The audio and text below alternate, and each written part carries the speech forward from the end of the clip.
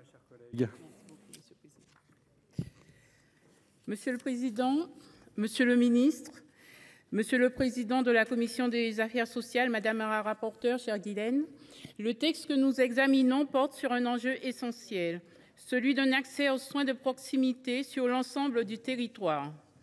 Si les débats sur les déserts médicaux sont récurrents dans cet hémicycle, tant l'accès aux médecins est compliqué par de nombreux Français, nous ne sommes pas encore habitués à parler de désert pharmaceutique. Pourtant, depuis plusieurs années, il est constaté une disparition régulière des pharmacies dans les zones à faible densité géographique, au point de passer sous le seuil des 20 000 pharmacies d'officine en France en 2023. Ce phénomène touche essentiellement la profession de pharmacien titulaire et s'explique notamment par une restructuration du maillage officinal et le regroupement croissant d'officines. L'âge moyen du pharmacien d'officine est désormais de 46,7 ans, un chiffre qui progresse petit à petit du fait de l'allongement des carrières. Ce mouvement de baisse des officines s'inscrit dans une tendance générale. Chaque mois, 25 pharmacies ferment en France et en 2017 et 2023, l'ensemble du territoire a perdu 4 000 officines. Dans les grandes villes, dont beaucoup sont surdotées, la suppression de pharmacies par restructuration n'est pas forcément impactante. En revanche, cette évolution est très préoccupante dans les petites communes qui ont bien souvent déjà vu partir le médecin généraliste. Faute de repreneurs, des communes, en particulier en zone rurale, se retrouvent sans pharmacie et parfois, les usagers doivent se déplacer à des kilomètres de chez eux pour trouver des médicaments. Si notre maillage pharmaceutique reste encore envié de nombreux pays européens, les Français devant parcourir en moyenne 3,8 km pour se rendre à la pharmacie la plus proche, il nous faut agir pour anticiper une dynamique inquiétante. Les difficultés d'accès à une pharmacie d'officine sont d'autant plus problématiques que de nouvelles missions destinées à améliorer l'accès aux soins des patients ont été confiées aux pharmaciens d'officine ces dernières années en matière de réalisation de tests rapides d'orientation diagnostique, dits TROD, de prescription de vaccins ou d'accompagnement. Les pharmaciens deviennent ainsi des acteurs essentiels de l'accès aux soins.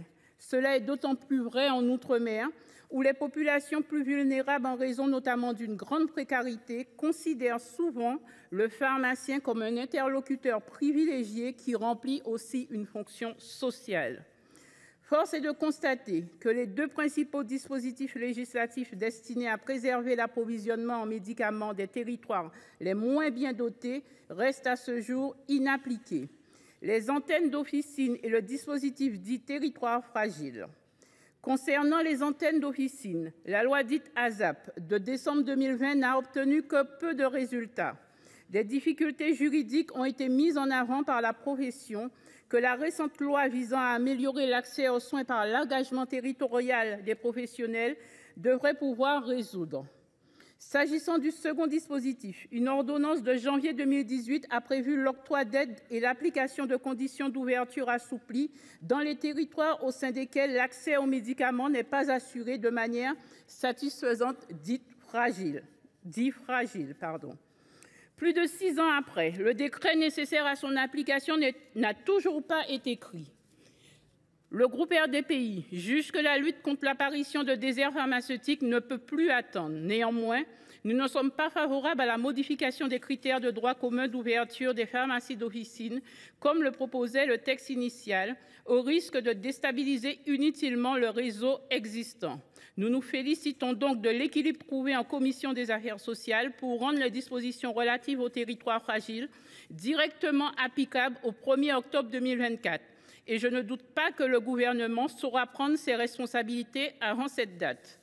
Comme le dit l'adage, en politique comme en pharmacie, il faut toujours agiter la solution avant de s'en servir. Après avoir tant agité la solution du dispositif territoire fragile, il est l'heure de vous en servir, monsieur le ministre, en publiant enfin ce décret. Nous comptons sur vous. Je vous remercie. Merci, ma chère collègue.